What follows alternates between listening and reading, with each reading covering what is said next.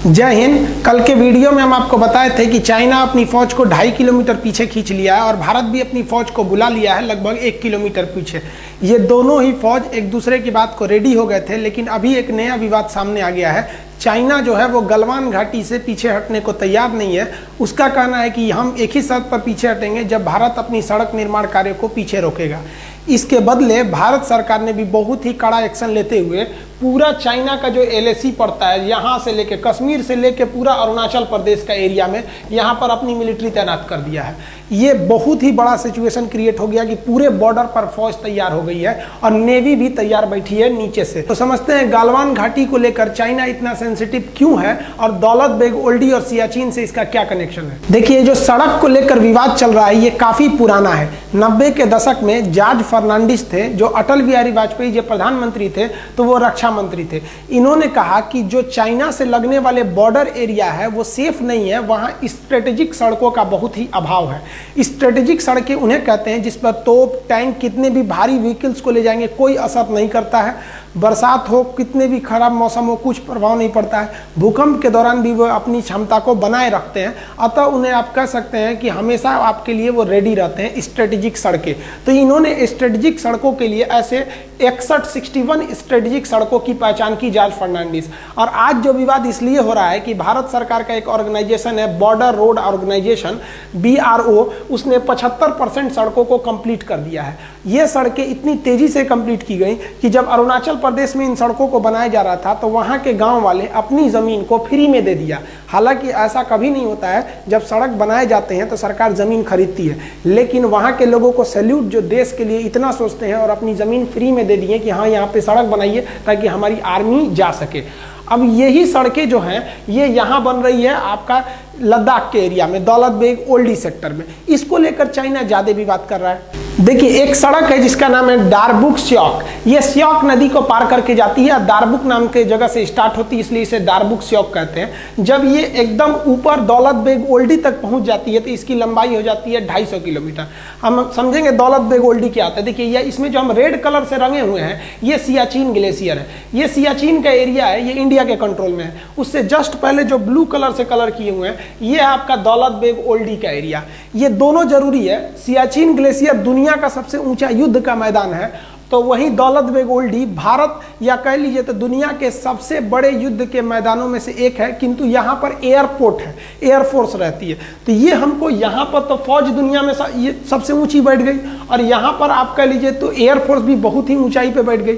अब यहाँ से नीचे चाइना गलवान घाटी में अगर खड़ा रहता है तो चुपचाप वहाँ से बम मार दीजिएगा तो मर जाएगा। वहाँ से 9 किलोमीटर की डिस्टेंस पे, ज़्यादा दूरी वहाँ पे नहीं है। हाइट की वजह से चाइना को यहाँ बहुत ज़्यादा घाटा लगेगा, लेकिन ये सड़क उसमें बहुत ज्यादा भारतीयों को एडवांटेज देती है। तो ये रेड वाला आपका एरिया हो गया सियाचिन और ये ब्लू वाला हो गया आपका दौलत बेग ओल्डी। ये जो सड़क जा रही है आपको, इस सड़क का ही नाम है दारबुक स्योक। ये स्योक नदी को पार करके जा रही है।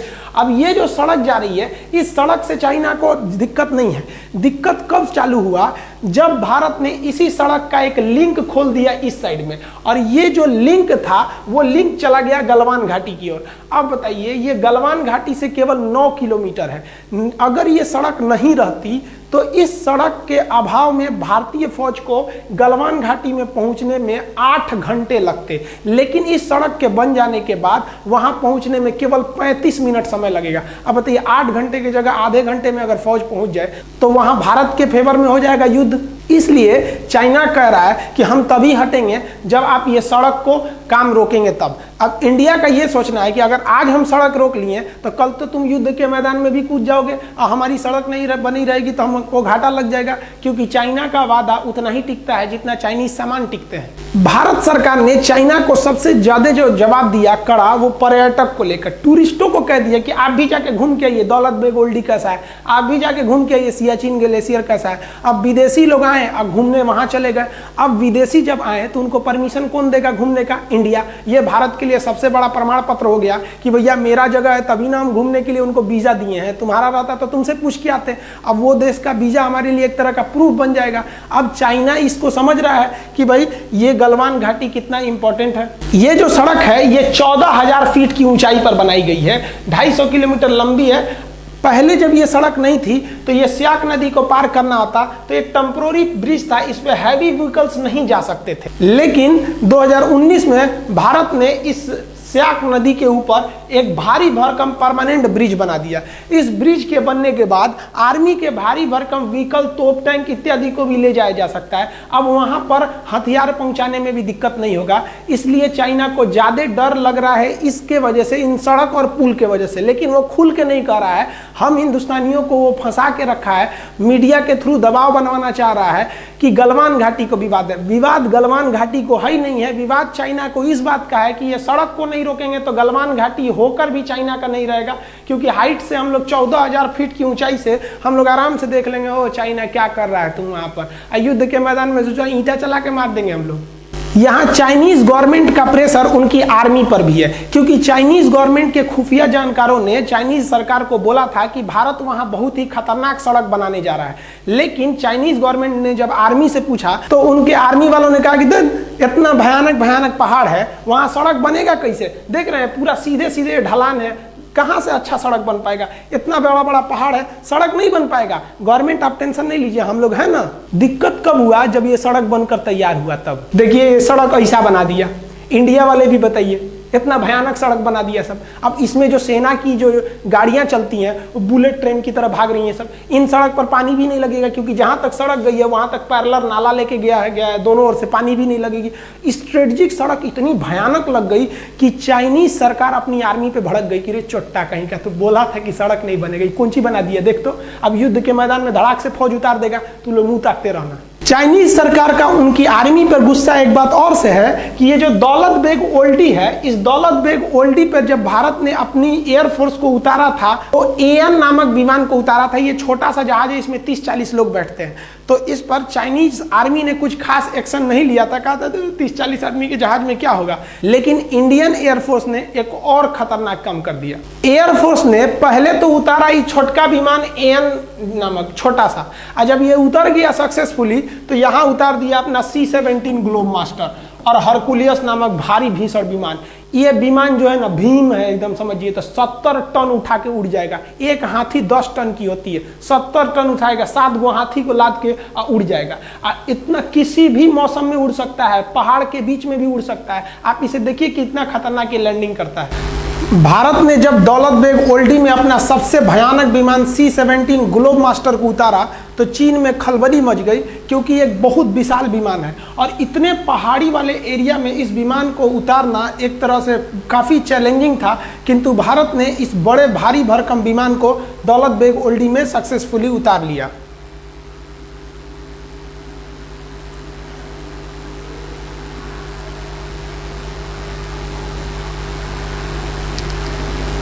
C-17 वर्तमान समय में भारत का सबसे बड़ा परिवहन विमान है। इससे बड़ा अभी वर्तमान में कोई परिवहन विमान उपस्थित नहीं है। चाइना को मेन डर है दौलत बेग ओल्डी में भारतीय एयरफोर्स का जो बेस बनाया गया है अड्डा, वहां से, क्योंकि वो इतनी ऊंचाई पर एयरबेस है कि वहां से विमानों को ऑपरेट करना काफी सिंपल है और उतनी हाइट पर चाइना को पहुंचने में बहुत दिक्कत होगा। और वहां ऑलरेडी इंडियन एयरफोर्स अवेलेबल है।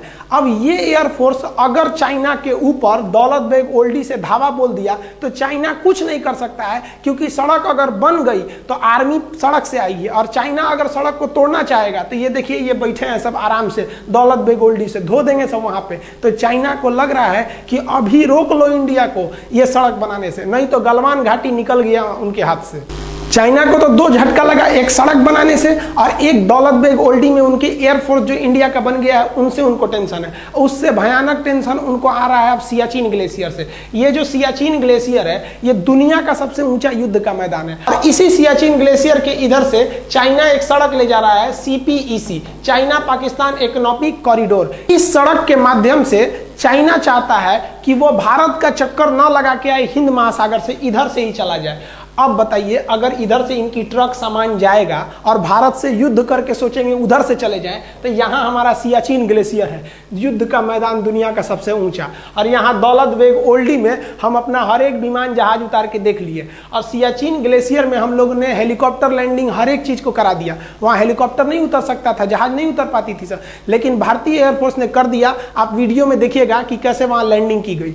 अब ये चाइना के लिए सरदर्द बना हुआ है, क्योंकि अगर भारत चाहेगा तो इस CPEC को बनने के बाद भी रोक सकता है सियाचिन और दौलत बेग ओल्डी के द्वारा।